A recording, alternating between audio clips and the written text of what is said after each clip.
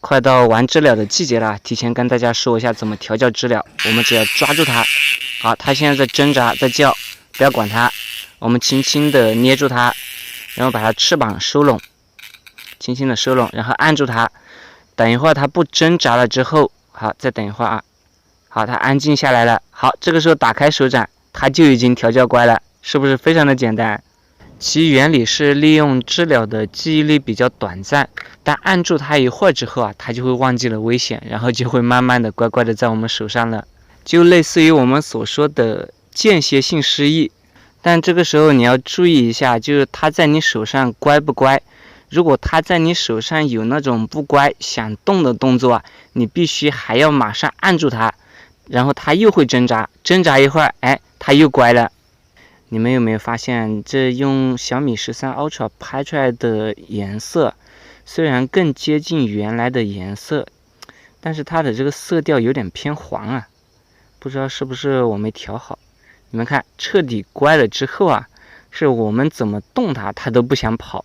哎，怎么动都可以。你看，它最多换个位置，它是不想跑的。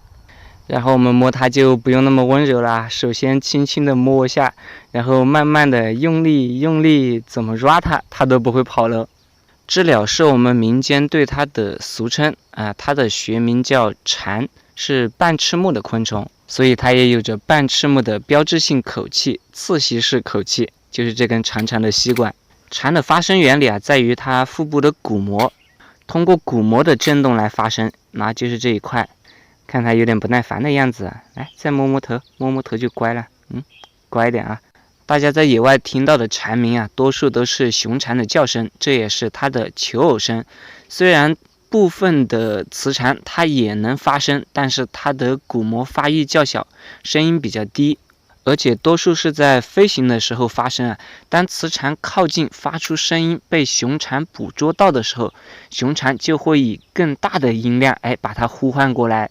玩知了理论上来说，虽然没有什么危险，有时候它会把你当成树皮，用这根吸管扎你一下，被扎到的话还是有点疼的，但是被扎的几率非常小，所以这里一般不用担心。学会了吗？学会了赶紧去试试。